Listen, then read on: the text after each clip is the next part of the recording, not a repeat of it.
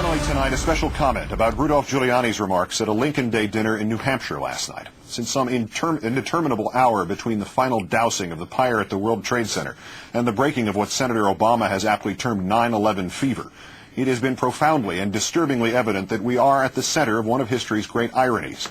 Only in this America of the early 21st century could it be true that the man who was president during the worst attack on our nation and the man who was the mayor of the city in which that attack principally unfolded would not only be absolved of any and all blame for the unreadiness of their own governments, but, moreover, would thereafter be branded heroes of those attacks.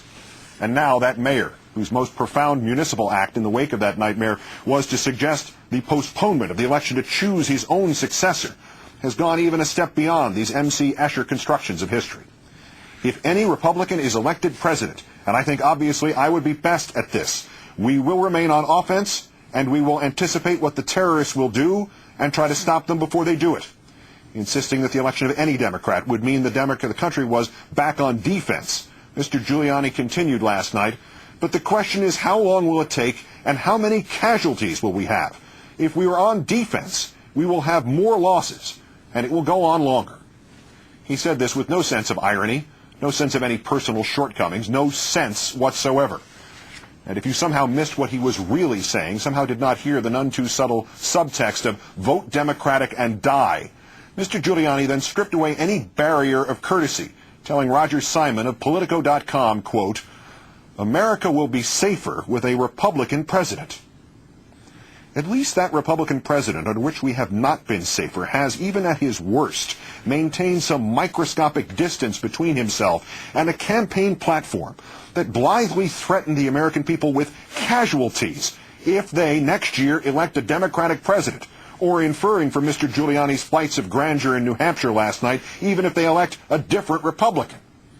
How dare you, sir? How many casualties will we have? This is the language of bin Laden.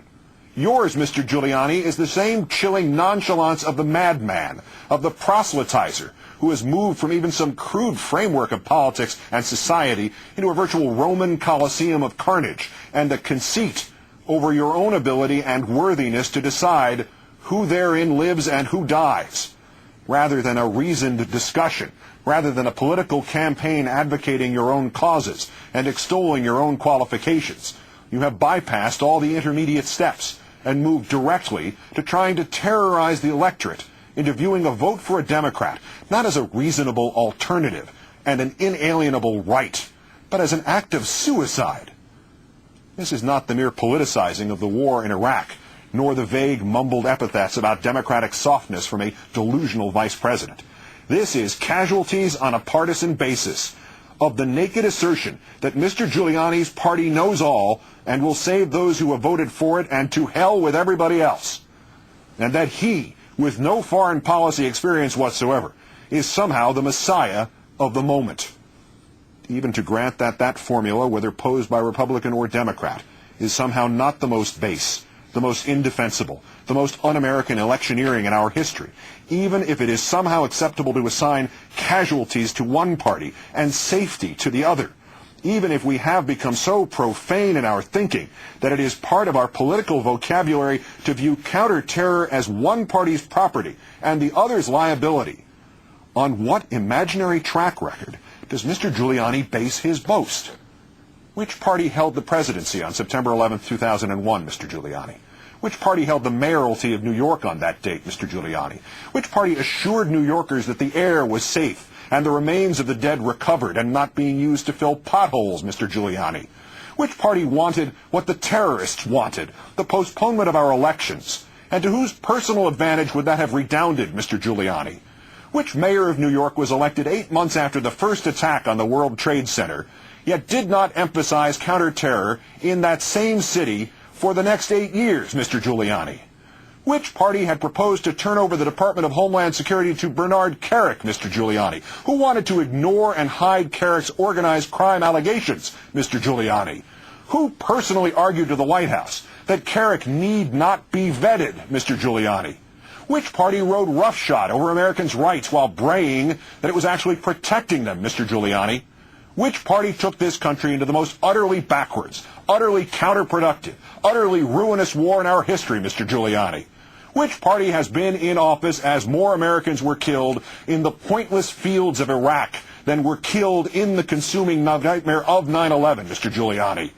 Drop this argument, sir. You will lose it. The Democrats do not understand the full nature and scope of the terrorist war against us, Mr. Giuliani continued to the Rockingham County Lincoln Day dinner last night. Never, ever again will this country be on defense, waiting for terrorists to attack us. If I have anything to say about it, and make no mistake, he concluded, the Democrats want to put us back on defense. There is no room for this. This is terrorism itself, dressed up as counterterrorism.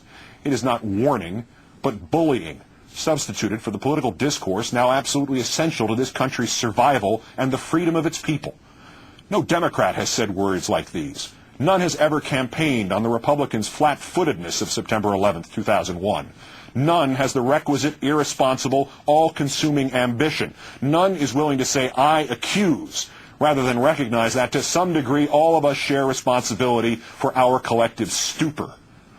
And if it is somehow insufficient, that it is morally, spiritually, and politically wrong to screech as Mr. Giuliani has screeched, there is also this, that gaping hole in Mr. Giuliani's argument of Republicans equal life, Democrats equal death.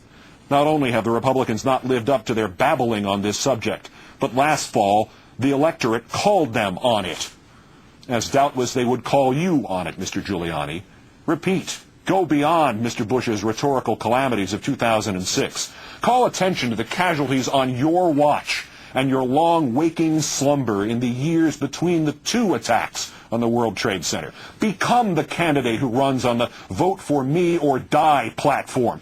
Do a Joe McCarthy. Do a Lyndon Johnson. Do a Robespierre. Only if you choose so to do not come back surprised nor remorseful if the voters remind you that terror is not just a matter of casualties. It is just as certainly a matter of the promulgation of fear.